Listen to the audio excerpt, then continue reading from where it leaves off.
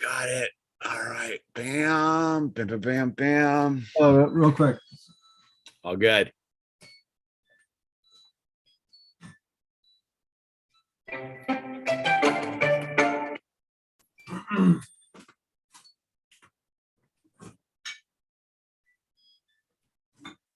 Oh.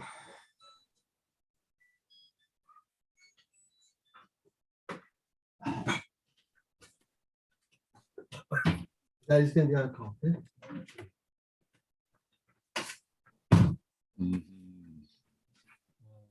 Just making sure I got all my bearings here.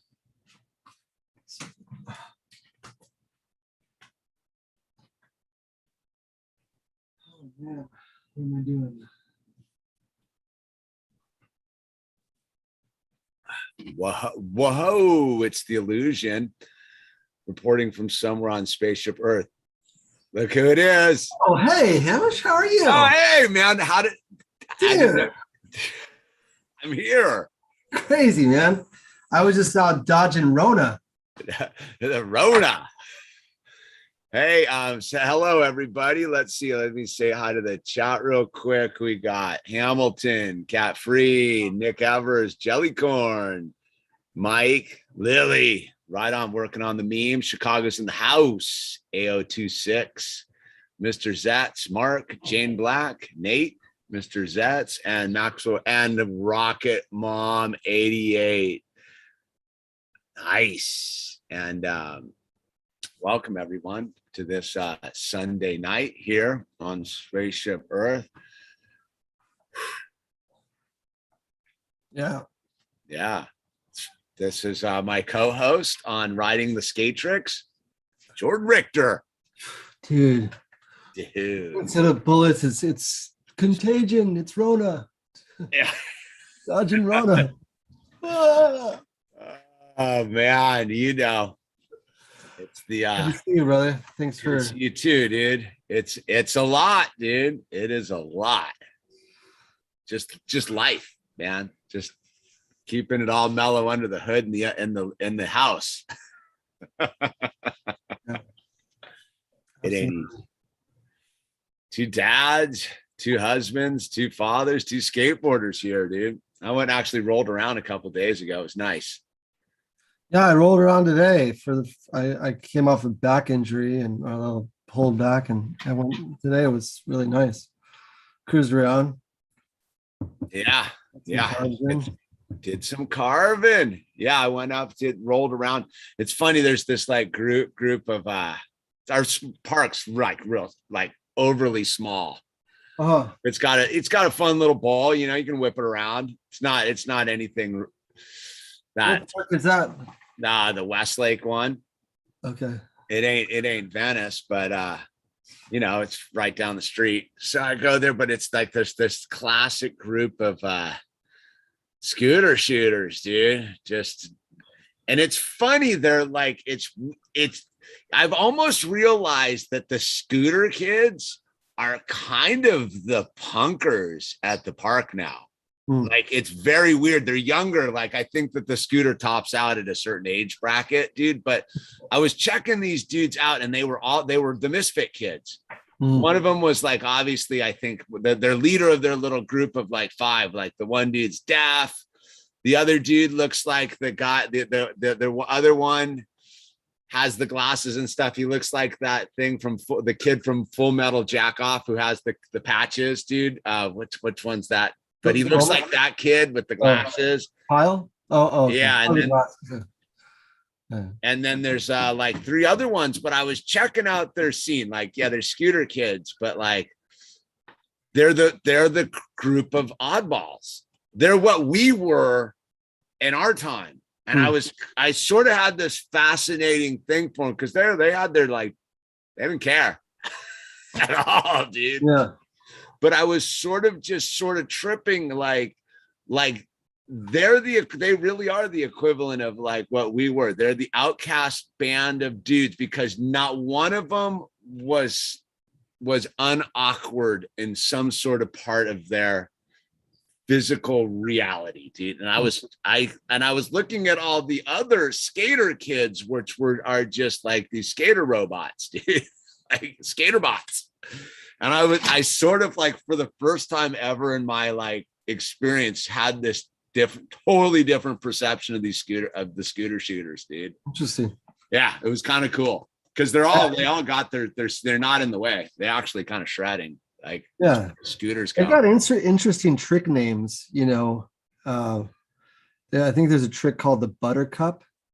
Oh yeah, the whole thing's so fruity, dude. It is totally I mean, it's hard. That's one thing we do have going for us. We do have some good trick names, at least. Well, it's just this weird thing that I kind of just because these kids I go at this right at this sunset lately, and they're always there. And I noticed just what I was sort of just observing them. And I was like, yeah, that's how people used to view me back in the day. And then but the weird thing is I was noticing like I was skating around and I like to stay in motion, right? So I sort of circle the bowl and wait for my moment. And they do that thing where they whip their scooter around, you know? And it's like, it's so quick. These guys are like doing like these whips and in the air, but it's like it's going. And I was like, dude, I wouldn't mess with one of these kids if they can whip that. That's like a nunchuck. Yeah, that thing's like a scythe, man. Like flying scimitar trick. Yeah, like they could scoot me to the ground with one quick. that could be a pretty lethal. They're quick though. Like I noticed I was sort of tripping you like because I was sitting watching because I didn't want to skate around anymore because I was like, I don't want to catch one of those things to the head. Yeah. And like I could barely see them. They're moving them so quick. And I was like, dude, like I wouldn't mess with one of those kids. That should be like a Mortal Kombat character, like a scooter ninja. His trick instead of the all you get is the scoot it. Yeah, I just like it was just this funny, weird perception I've had in light of our recent digs into the other world of skateboarding. And skateboarding, it's so weird. It's weird. So I've become all of a sudden a fan of the oddball scooter shooter kids. Yeah, my kid, my 7-year-old, I was pretty bummed because he gravitated to the scooter. But now that you're validating it, I mean, maybe I should just roll with it, bro. I think it caps out. Support him in his like go to like scoot contests with him and stuff. Like take him to like the scooter. There's got to be a castle version of scooters. Dude, I mean, this one kid was getting upside down, transferring into the thing. I go, dude, most skaters ain't doing that. Like that dude would literally come out of the shallow end of the bowl and transition to the street park and like flip it. And I'd be like, you're not going to anyone who could flip on anything, I give him props. Yeah, you're not going to get me to say that's lame. Like like their whole little thing is kind of lame, but like you're like, I'm sorry, that dude's upside down, bro, transferring. So you win. Yeah. There's a guy named Ryan Williams. My kids watch him all the time on YouTube. And the guy can he does the Nitro Circus. And he's the scooter guy. He's this biker guy. He can skate. He can do everything literally. But he's so gnarly on biking. And I think he's like the first guy to do like a quadruple backflip on a scooter, literally. So, dude, there's a career there for you if you want, maybe like there's like the legends section for us, maybe possibly in the scooter world. I don't know, man. It was just this fascinating observation. I caught myself being like you throw on some DK patches on some of the scooter kids, you're like, dude, yeah, I know, they're because I was checking, they had their helmets all stickered up, and I'm like, those aren't like the standard, and they were moving too quick for me to really see what they have. Hello, got little visitors today. Hi, say hi. Oh, there she is. A proud daddy. Go ahead, go. So yeah, it's what are you doing in your garage there, man? Well, I went to Home Depot and I got a table saw and some other woodworking equipment. Table saw, dude. Yeah, so I'm going to be building a little miniature workbench in my garage so I can build retail store displays and miniature cabinetry for my perfume company, like as an additional accessory. So Nice, dude. it's kind of a hobby too, but I want to be able to build little things. Yeah, table saw. I got the rigid one, like you advised me.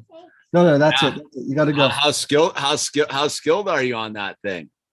I've worked with table saw before. Okay. Yeah, those things are gnarly, dude. Yeah, I could cut with a table saw. I mean, I've worked with them, but I didn't have I finally got one that is the job site one. So the foldable one. Yeah. That thing's rad, dude. It collapses. It fits right. It's super. Yeah, you're going to have to go inside though, because Daddy's busy. You know what you need though, if you're going to do that is a pin nailer. I got one. What'd you get? Hitachi? No, I got one. So I got a I gotta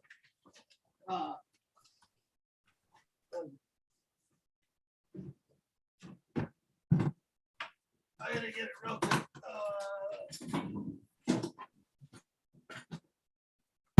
This one, because I already have Oh, you want battery?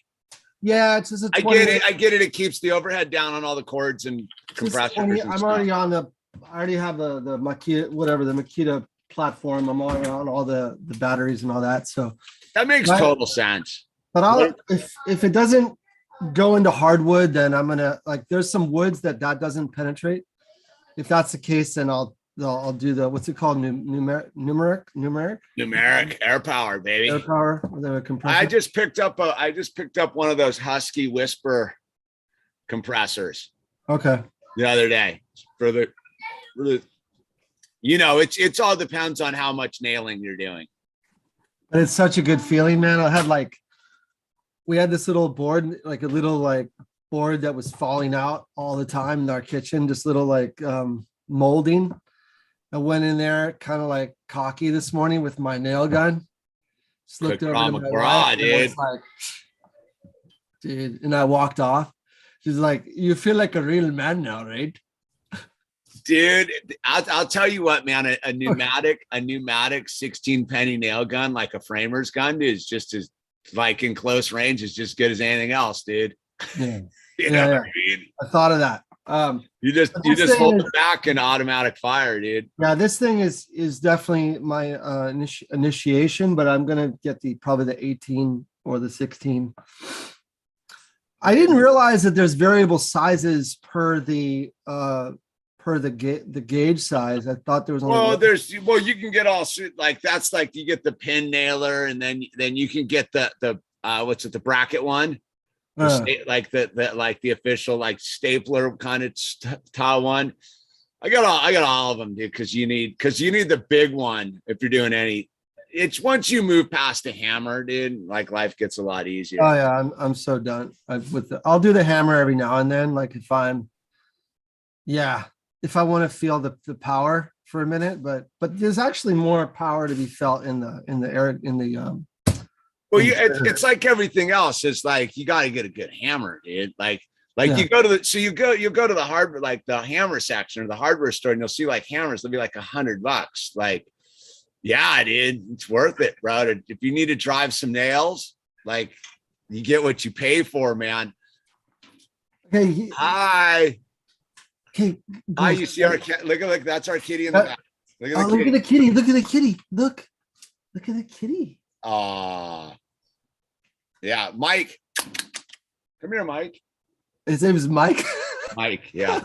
That's the most. That's almost as good as Joe. yeah. It's the most plain Jane name you could call your cat. That's Mike. That's Mike. Yeah, Mike? Yeah. You gotta go inside. Go, Daddy's serious. talk here. Yeah. So it's funny. I was at Home Depot and some guy like came up to me and started asking me stuff. And I didn't know what the hell I was talking about, but because I was getting a lot of stuff, he thought that I knew what I was talking about. He was asking you questions. Yeah. So I was just like, yeah, bro, it's right over there. I was like, no, totally lame. All right, here's the real question. What size tape measure did you get? How many feet? I think it's like 100. 100? I don't know, man. I don't know. You gotta go 16, dude. Keep your bags light, dude. Yeah, I think it's it came with the set. So it's cheapo. It's an anvil. Okay, that's it. You gotta go in and close the door. Okay, I'm gonna hold on. That's it. How he's locking it. Oh yeah, how you guys like Mike's? Just he's just. What's up, Mike? Mike's giving us nothing but his stats, his silhouetteness, dude. He's looking to kill something over there. He's a hunter. So yeah, man, no, that's good. That's good. I've been we've been getting on the same page over here. Like it's been a work in progress. We're working on the metaphysical husband-wife building lately. Getting deeper into like what we're up to. We're finally, my wife's like, dude, we can bail now. Just like the other day, she's like, I'm done with my attachment to Southern California. We can go. I'm like, whoa, dude. Like it threw me off, dude. Like I was like, whoa. Yeah. My wife's, she's not there yet, but I'm working on it. And I don't know about you. My wife grew up, it's never really like lived anywhere else, but Southern California or Los Angeles. Same with my wife. Nothing but Northern California, this area. Yeah, so it was kind of like trippy. She was like, "Look, dude, I'm done with my attachment around here." Got a little flat-footed because I was like, "Whoa!" Like because like a year ago, like I was like, it's very interesting how women process. I've talked a lot about it on my channel. It's like, you know, us as dudes, like. We're pretty nowness about it. Like, man, okay, just what we got to do. And we're going over here. We're going over the ridge, dude. We got it. And women are a much longer clock.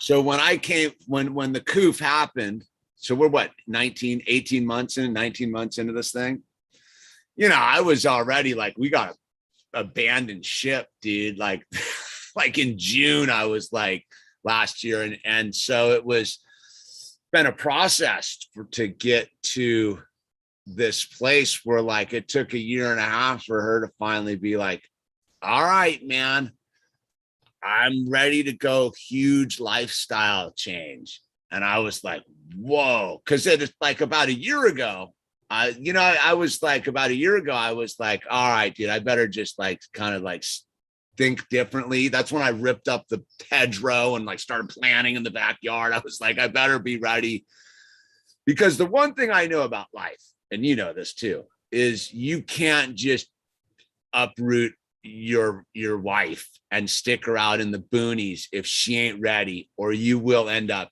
in a shallow pile of leaves. To be clear, dude.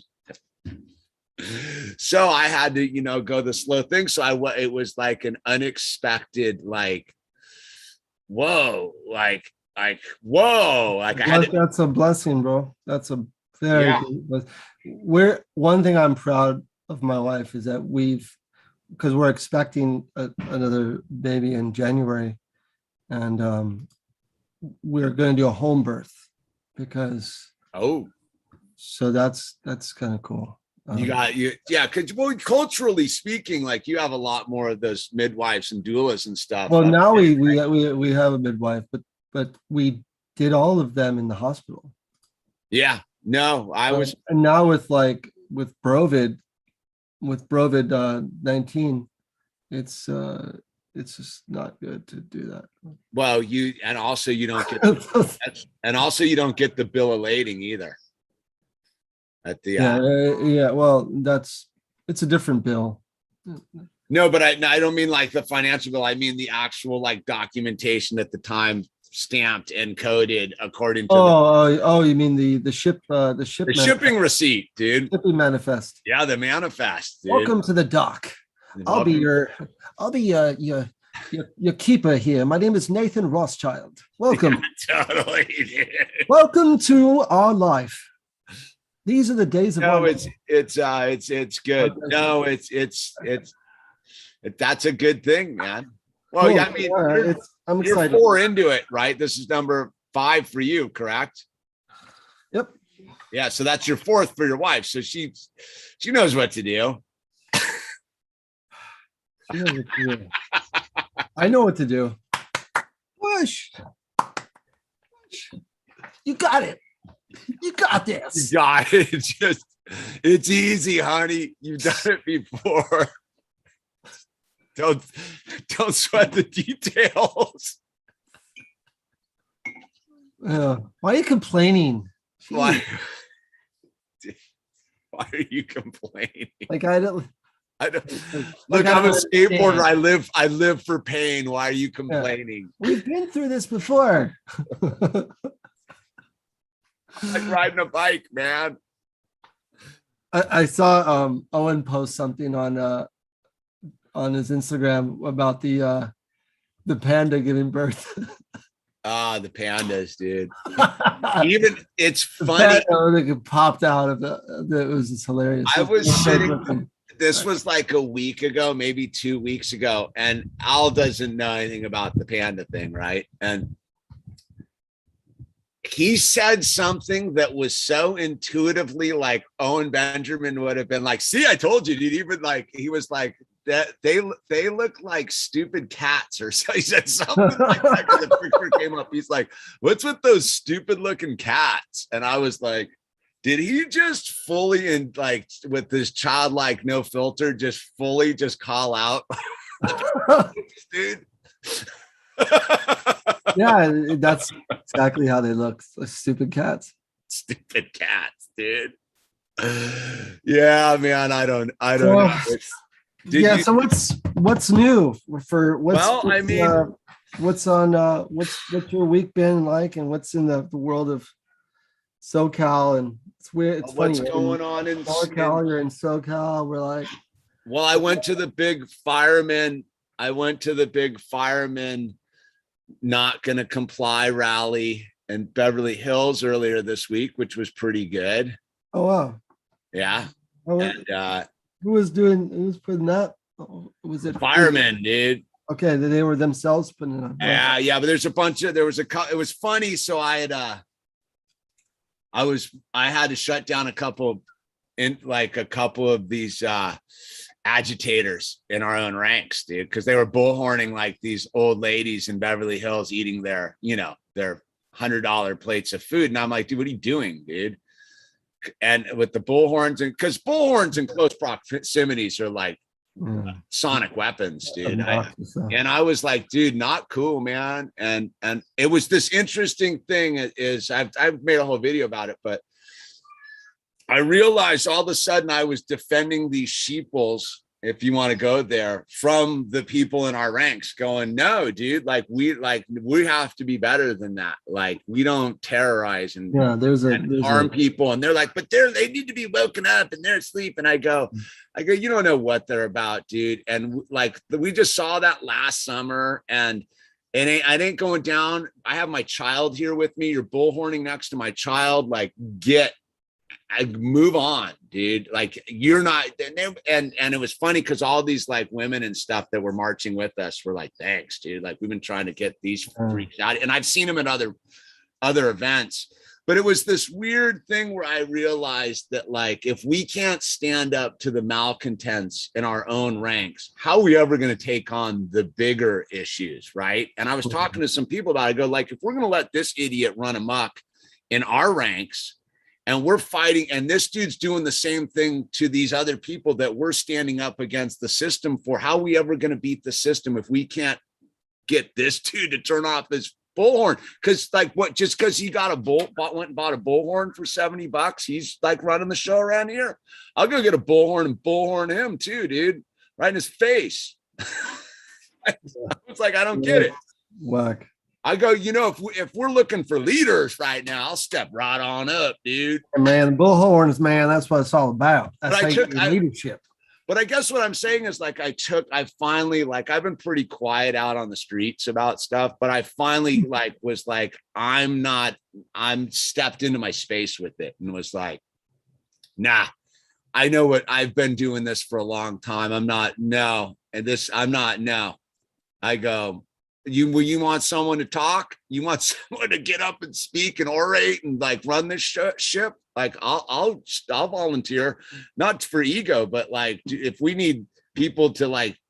No, there's something to be said about like when you have a group of like 10 people that are incompetent and they all want to be leaders, and then you yourself have an experience with leadership and with leading people to a better way.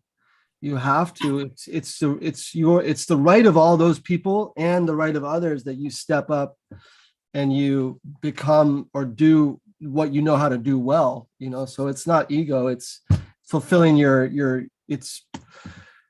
it's living your potential, living your full potential as a leader, not in the corny way, but you know what I mean, doing what you're supposed to be doing with the skills you've been given by God. Well, the interesting thing that have been said is the left is very well organized. The opposition, if you want to use that terminology, is very well organized. They know exactly what they're doing. And where I see that the folly of it all is because the left spent. Sorry about that. Yep. Sorry. The left has been in the streets for my whole life, like organizing protests and doing the thing. It just the thing swung around in the last. Sorry. The thing swung around in the. Sorry. No, you good? Okay, all good. What's that? I was going to tell you that I need a new brake line. You need a new brake line? Okay. We're going to do that later. I'm on the phone right now. I'm on a call. He has to get out and actually don't come back in now for 30 minutes. Okay. New brake line.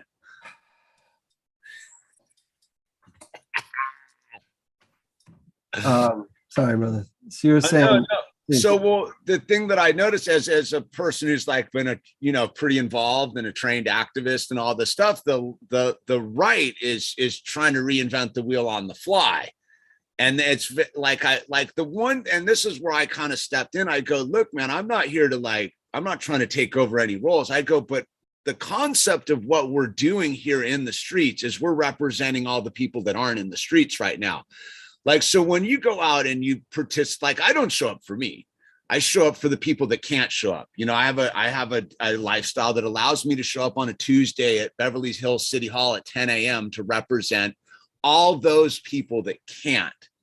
And so where I would have taken on the role before we ever left the thing as a person with a microphone, because there was a whole thing where people were talking. The thing was like, before you hit the streets, this is what we're about. We need to show the people that are the civilians that we're better than this, that we come in peace, we come with good ideas, we come with solutions, we come with love, we come with grace, right? And in order to do that, we need to respect people who don't agree with us and allow them to be in peace, not agreeing with us, dude. Because we just witnessed what it looks like a year ago of people terrorizing people that didn't agree with them. It's a disaster, right? And then you get into this thing of too, whenever you're out in a public space like this, especially at a protest or something, you're really representing people at home who are with you in spirit, but I don't know that it's safe to be with you. So if you allow any sort of chaos to go on in your event or your participation, you're turning away people that actually want to be there, but don't know. And all they're getting is micro picture, a clip of this or that. So that's more where I come into the thing, is like, I'm not here to really get into the thing. I was just more like, you need, like, if you're going to lead people through the streets, you need to set parameters, and you need to ultimately like have everybody police them, like police is the wrong word, but like engage with those in the thing to show where it's a media event. A protest isn't just a protest, it's a media event. It's a symbol. It's speaking to something broader than just you standing in the street holding a sign. You're representing like people that aren't there, and the people that watch these things know this. Like, they say that if involved with like writing a campaign, that a letter that you sign to send to like a senator or a congressman or a state representative, right? If you send a copied version, like one you print out or one that you email, they say that represents 10 people. But if you handwrite that same thing with pen and paper, they say that represents 100 people. So the people that are sitting in an office of, let's say, Henry Stern, who's our local state senator here, if he gets a handwritten letter from me, he knows that represents probably 100 other people that didn't want to write a letter, couldn't write a letter beyond the thing. So the people that are in this thing have a sort of mental algorithm of what they're looking at when they see these things. And that's where I think that the opposition to all of this insanity is going on doesn't truly understand the parameters of why we get active. We don't get active because I got nothing to do on a Tuesday. That's not why I'm showing up, dude. I'm showing up for you, dude, who's got 4 kids at home and whose wife's doing what she's got to do. And I'm there. I'm representing people. You know, they should actually carry a sign that says, how many people do you represent?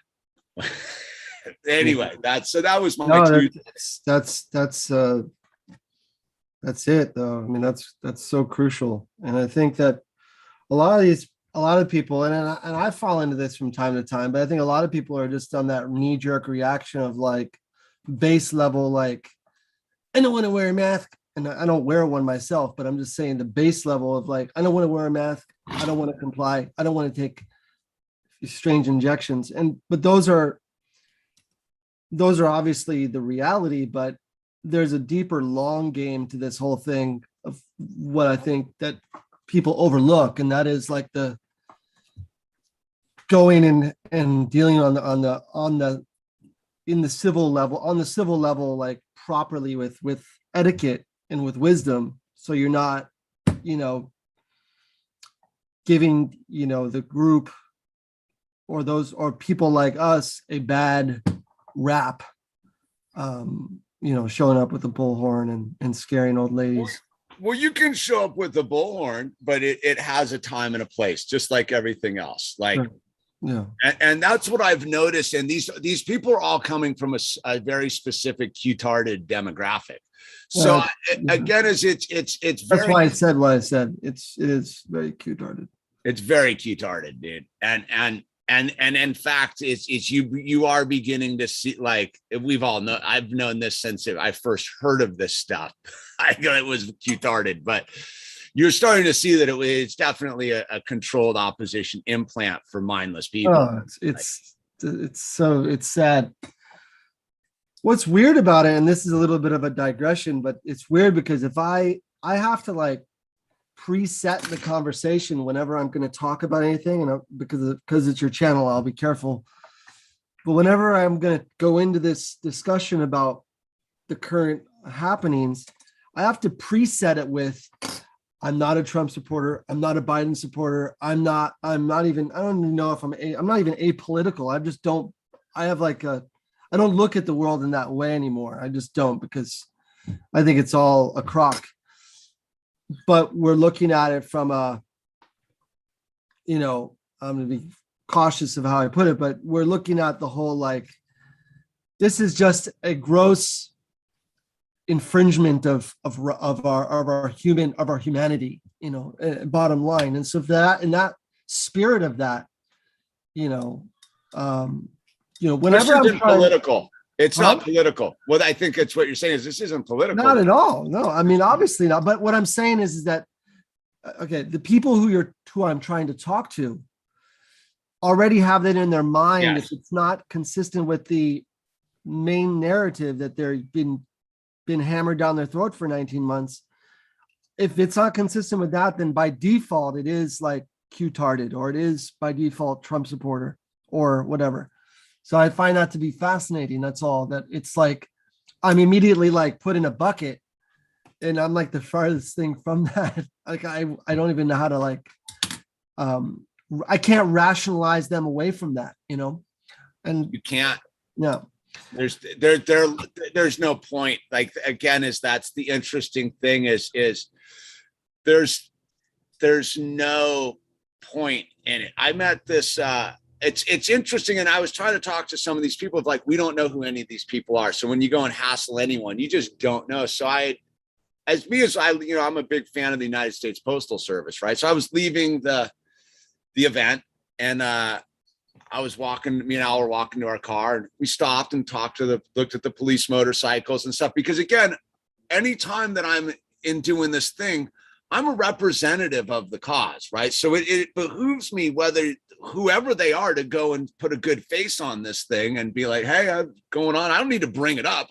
They know I came from that. So if I come with hostility or bad vibes or any of that stuff, I make that look crazy. absolutely. And we're fighting for humanity right now. This is a civil rights issue. This is a human issue. This has nothing to do with who your dummy is that you want to put in puppet seat one, dude. So Absolutely. funny. We crossed the light and we walked by, and I saw the postman, this old black postman, right? He was, out doing his thing, and he waved and we waved. And so we went back to the car, right? And it was just a wave at first. And I have these cards that say "You are special," like business cards, and they have a sunflower on them. So one of my fans sent them to me years ago. And every now and then I remember to hand one out to someone who's going about their business, just to let them know they count. So I ran over to this guy. He was walking down the street, and I go, I'm going to give this dude one of the cards. And I ran over and I gave it to this old postal man guy out delivering the mail. And he's like, did you hear that thing? And I was like, what? So some other people behind me from the rally, these same group of like sort of the mellower version of not the bullhorners. There was like two other dudes that were sort of loud and aggressive. Were like hassling this. He had a mask on.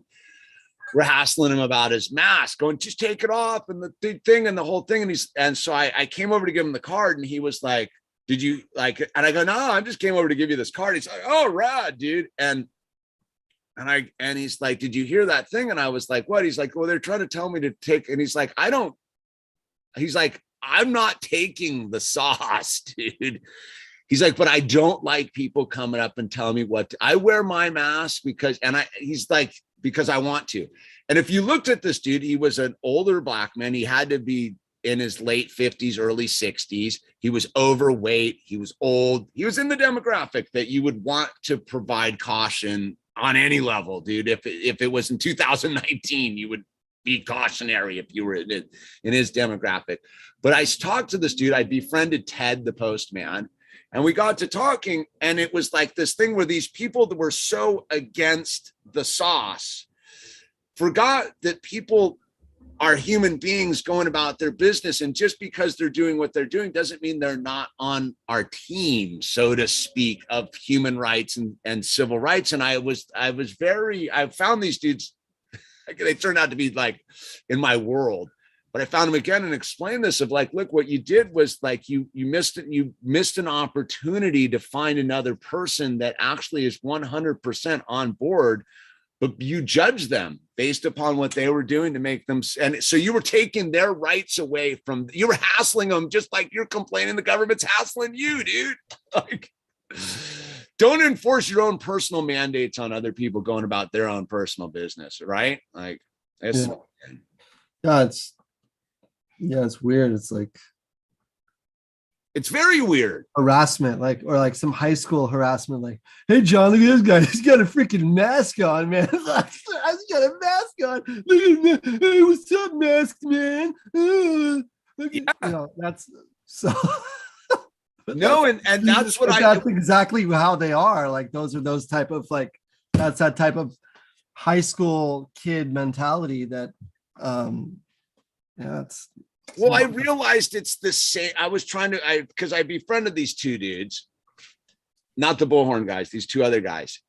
And I was talking to them. I go, look, man, is the same. You have to understand, if you view those people over there as the sheeple, right? The sheeple, like they're the sheeple. I go, the dudes in this city hall building that are bringing this mandate down on these firemen, they view us the same way. So if you're going to behave like the people we're in opposition against, you're no different than them. Yeah. And it's been a long evolutionary journey for me to respect the sheeple, like on that level, because like on a practical level, they're super dangerous and mindless, but on a spiritual level, I can't become what I'm standing up against. I can't be because I am like at the end of the day, on my dark side, a full authoritarian dictator, genocidal maniac, dude. If given the right code, I'm going. Well, I think all of us have that in us, wired in us at some degree when we get off track. Yeah. I just, hey, 365, email me and let's make it happen. Just so you know, 365. So yeah, it's been fascinating. And then you come back to reality of like life in the home, right? And again, is if you can't heal, if you can't make it work inside your house, how are you going to make it work out in the big picture? Which is fascinating. Because my teenager will straight go on strike. Like she'll dig in her heels. She ain't getting her to do a thing. When she's not complying, game over. She's overthrew the palace. which gets me to Southwest Airlines. What do you think's going on with them, dude? I'm out of the loop. What happened? So apparently dude, I'm getting interesting videos, clips and stuff. Apparently Southwest Airlines, they like canceled like 1,000 flights or something, or it's huge numbers of flights. And like every airport in the country is just jammed up with people. And there's like overflowing conveyor belts and there's no one working at the counters. And it looks like and I go, I think it's now. I think it's no, like really like nationwide strikes about to happen. I think you have too many people that have been mistreated as just baseline workers for too long in our society, whether they be the Amazon box movers or all these mistreated people. Throw on this whole thing where you're now firing a percentage of the super clicked in workforce, right? Like you can't, if you have infrastructure. So there was a dude at our church today who is one of the top pilots for United or whatever. He's like, I'm not complying. So one of their big wide body pilots is like, I'm out. I ain't doing it. And so he's part of this whole pilots thing, right? And so what's going on, where you get remember, so Biden the other day was like, yeah, it's good people are getting fired because it's making other people comply, right? Like, so the big dogs are straight up saying like it's coercion. We're just straight using coercion, intimidation for people. We're going to threaten their livelihoods if they don't comply. Well, I don't get why you'd want to do that, but that's a darker story.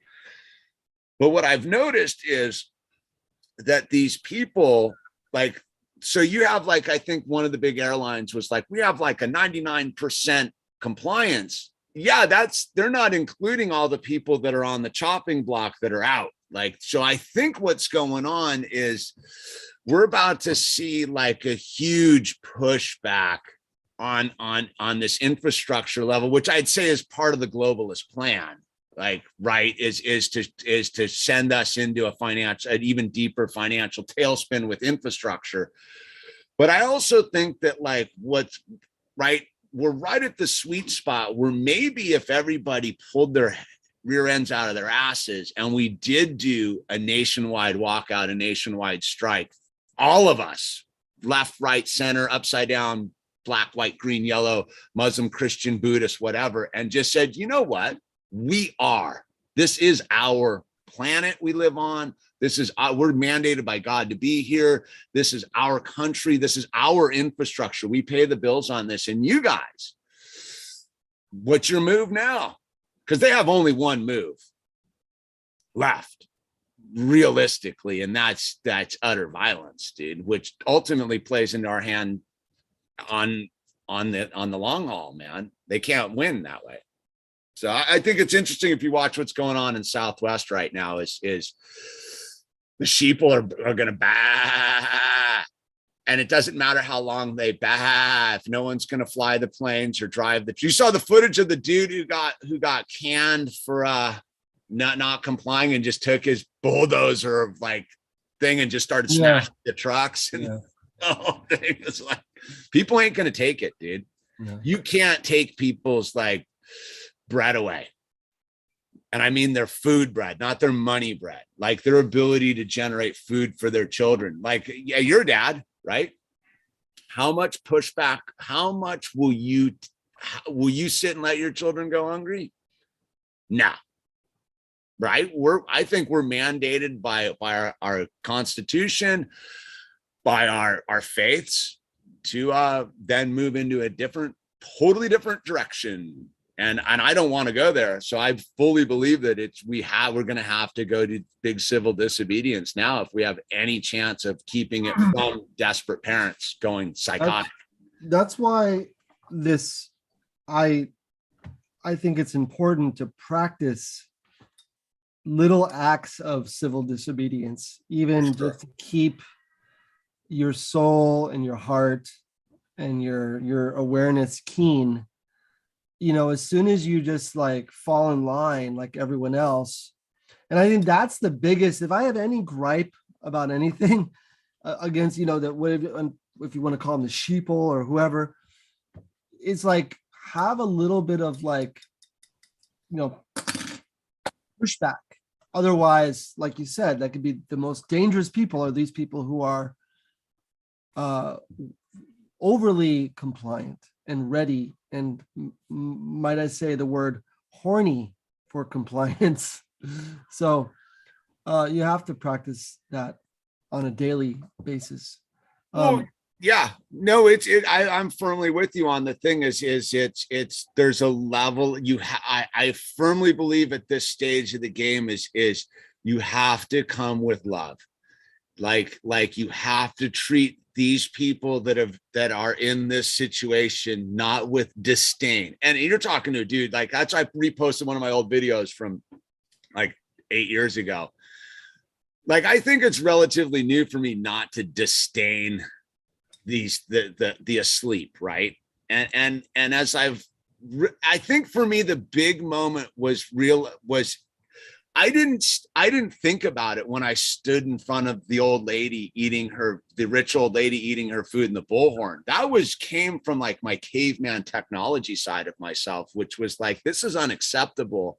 And if I don't stand and defend this defenseless woman from this aggressive dude with a bullhorn, I'm a sheeple then, right? And I think that we as people that are trying to stand up for civil rights and human freedom and freedom, we have to be very cognizant of standing up to people in our own ranks that would abuse the sheeple, because they're showing who they are in the long haul, because we don't want the new boss to be the same as the old boss, right? So for the spiritually uninitiated, the abusers of the sheeple are more dangerous to me than the sheeple, because ultimately they're undercover authoritarian lunatics in disguise. You know what I mean? And that's where I've been trying to like step into the thing a little bit more and be like, who am I and what am I about? And I have to I have to be more, for me, more Christ-like, right? Like, I don't think Jesus would have abused the sheeple. He would have been trying to convince the sheeple to like come with him to salvation, right? Like, it was funny, the two dudes that I befriended after it all and said and done, the one dude was like, and I go, dude, he was talking about Jesus flipping the money changers tables. And I go, yeah, that was the money changers. I go, but these aren't money changers. These are the flock that have yet to come to the salvation. So if you're going to scream at them, they're not the money changers. I mean, So, Jesus, may peace be upon him, was flipping the aristocracies yes. of his times tables. Yeah. The money changer represented the large body of elite, whether they were money changers or doctors or royalty, blah blah blah. The rabbinical authority. So the money changer was one aspect of the many of those corrupted people that he was flipping those tables of. Yeah. No. That's why, again, as I go, the sheeple are the method, are the subsurface, but you gotta rise ahead, because if you use the sheeple right, then you become the money changer, right? Like we're trying to get above that and have them stop abusing the sheeple, so the sheeple can just graze. Like the sheeple just want to graze. They don't care who is providing the pasture. It's not that the sheeples don't care who's providing the pasture. You like literally, if the right people were in charge, you could be like, look, we're doing healthy living and yoga this week or whatever it was, and they would be like, okay, like sure. Like no, we're mandating like sun, fun, and vitamin D this week, dude. So go outside and play frisbee, dude. It's the law. And they would be like, okay. Like, so again, the sheeple are just the sheeple. I think that we get to a lot of people get distracted with trying to convince them of anything, when it's like, no, we need to go to the next level with this whole thing and realize that like that's a disempowering maneuver. Yeah, I mean, I've been just seeing a lot. I've been doing a lot of introspecting lately and realizing how much I'm, you have to be consistent with your own self-purification on a daily level, and I think that like it's very easy. I'm saying for me personally, if I'm not consistent every day with what I know I need to do, you grow weak and you grow apathetic and you just get, you get cynical, and then you start turning into, so the sheeple. So to say, so a part of this whole like process is, I'm just, as a reminder from myself, is to like, I have to wake up and start my day like with all the things that I know I need to do that's going to set me up for success, whether that's reading scripture or remembering God, or for some people it might be some meditation. Yeah. I think the way we're starting our days are crucial, and sort of resetting our intentions as to why we're doing what we're doing. And obviously it's for our family, but now me and my wife were talking about that. Is just how just to recalibrate how we begin our days and the communication on the front side of it before we engage with the world on any level, like coming from a place of unity and combined intention to take on the world, and also not take on the world at the same time, the very flow state of it all. Let me ask you something. And it's funny, Big Bear brought this up on one of his things. I'm talking to my Muslim buddy. And so, and he said something that kind of hit me very profoundly about the art thing, of why the art, why there's not a lot, in Sharia law, there's no art allowed, right, on the walls or anything like that, right? And I'm exploring here. What he was talking about was that it's because it takes people away from appreciating the beauty of nature. And I was like stunned by that. Like I because we get fed such a negative dogma about Muslim culture, like just it's this authoritarian, totalitarian, just patriarchy of abuse, and the whole thing. And we know this isn't true, but lack of understanding leads to contempt, right? Contempt prior to investigation. So I wanted to, maybe you could, because I was like stunned by that thing on a practical artistic sense of like, oh yeah, like it's to stare at a piece of art on a wall is not to stare at the actual like beauty of the sky behind me. I was like, oh, that's fascinating. So I think maybe you could expand upon that from the Muslim. Yeah, well, one of your I think viewers said it's related to animate objects. So any like the face of a human being or anything that has a quote unquote like a soul in it. Okay. Part of the reason for that is that that was sort of the basis for idol worship.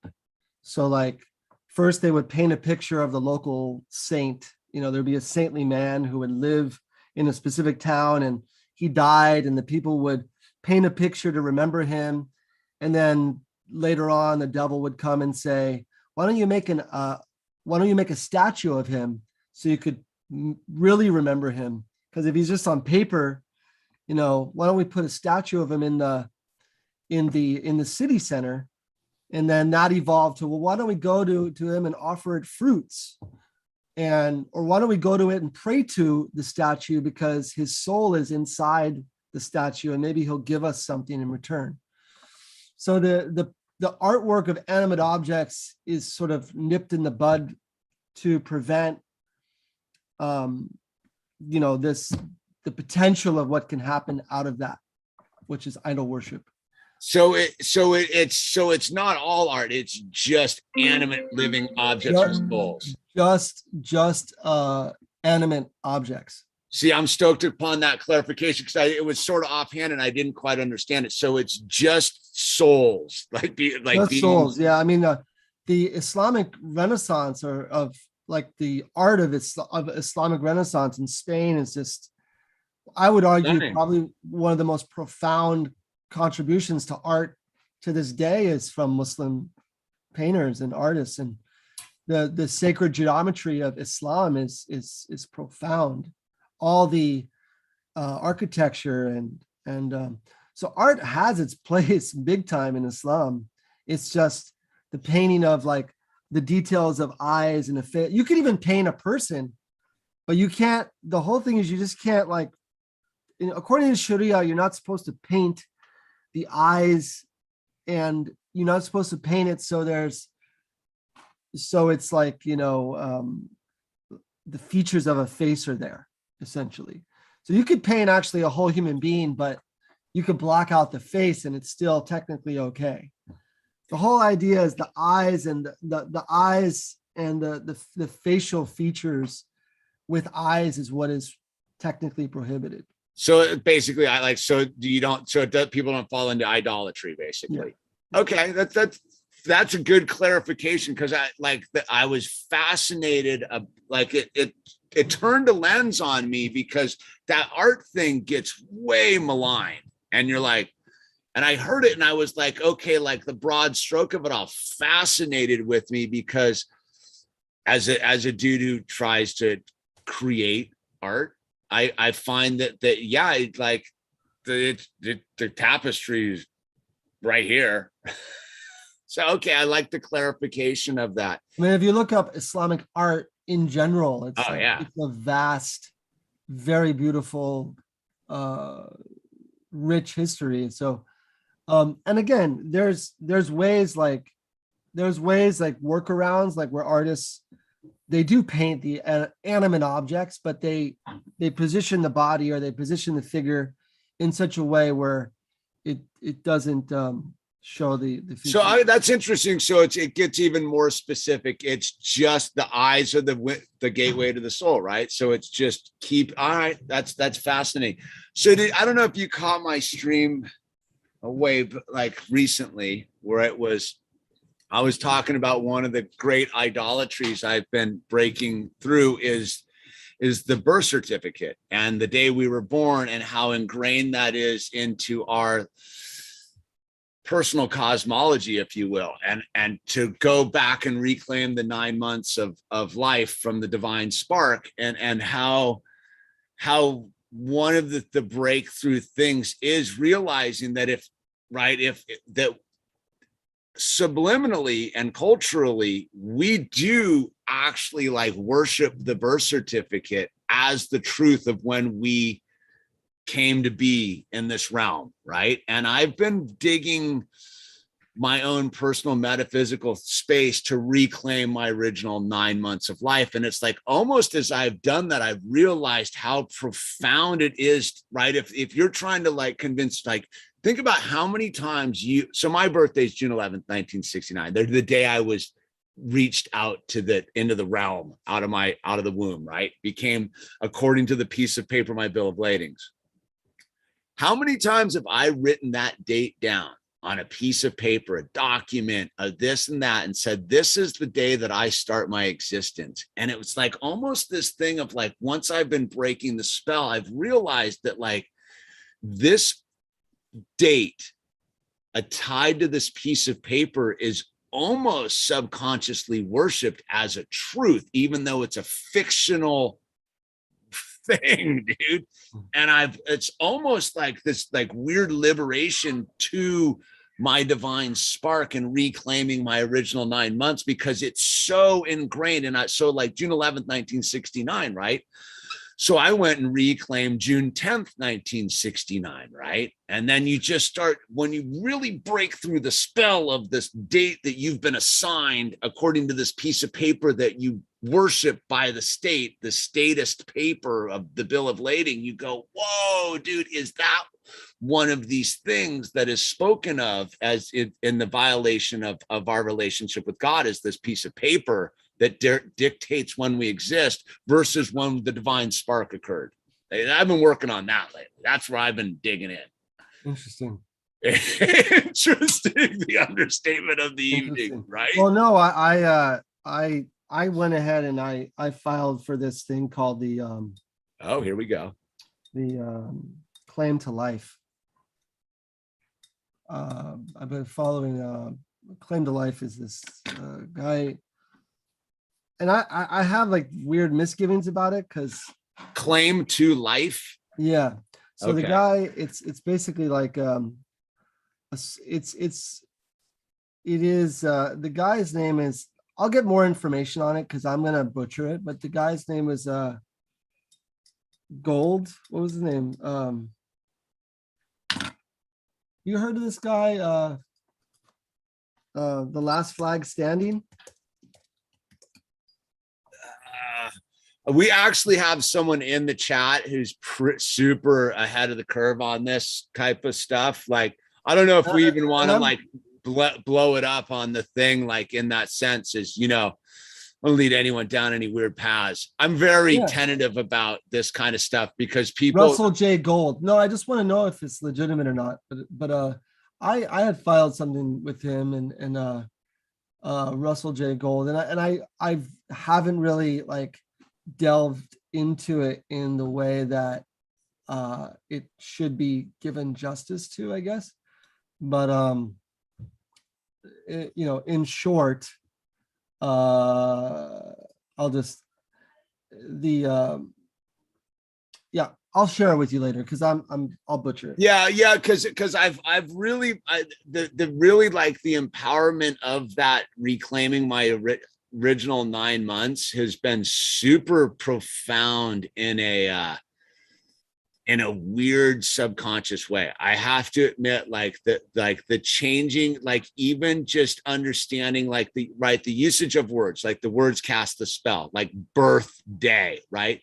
Versus like the divine spark. And when you really get into what the divine spark is, it's very potent because it's why we get caught up with the abortion and all these weird subtexts of it. And it's all to get us as far away from possible as our divine spark moment of when we truly were in God's manifestation. Boom, the sperm and the egg meet, divine spark occurs, life begins, and we're created. And so it's been very potent on somehow unraveling this thing. Because when I noticed the minute I hit on that node the other day, like I've gotten a lot of interesting stuff has occurred and sent to me. How about the dude who's making our t-shirt in front of the pyramid, the Sphinx, dude? That guy, that was such a gnarly. That was awe-inspiring, man. So is he in Egypt right now, or is he visiting there? Apparently, dude. Does he live there? I think he just went there, dude. It's like I didn't know. He just sent me the thing, and I was like, oh, what's this? And then So it's beautiful. thing, Man. and then he panned up. I'm like, whoa! I go, how you can get that close? I go, wow! Like he's just sitting on a deck right there. That's some serious. Either that or that was the greatest green screen of all time. I thought that too, but I think it was real. No, it's one of us, dude. We don't need to deceive each other, right? That art's too legit, dude. But no, that thought came, but yeah. Yeah, no. I was like, what this? And then I was like, it was so powerful, man. It was super, dude. It was super powerful. I knew you'd get a kick out of that, dude. I'm gonna send you this so you can do some research on it. Okay, we should probably wrap it up. I know you got your thing going on. I got mine. So yeah, my wife already gave me one of those looks when she came in. Okay. All right. Well, I'm stoked here. Another Sunday night, brothers. Skaterix 10 in the bag. And love you, brother. Love you, bro. Keep on building. Hey, call me anytime for any like tips on like building stuff. I will. And I want to talk to you about this thing too. What you're okay. Some more. And we need to get the sticker machine going. Dude, send me some files so I can print it out. It's okay. All right. Like right now. Like okay, I'll do it this evening. All right. Okay. Love you, brother. Peace. You too. Peace, bro. All right. Let me get this. All right, everyone. Thank you for being here. And we're gonna get going here. And let me just close and just say goodbye to you all. Good night. And God bless. Use the name tags, and we'll see you at the next weekend for Jordan and Illusion riding the skaterix.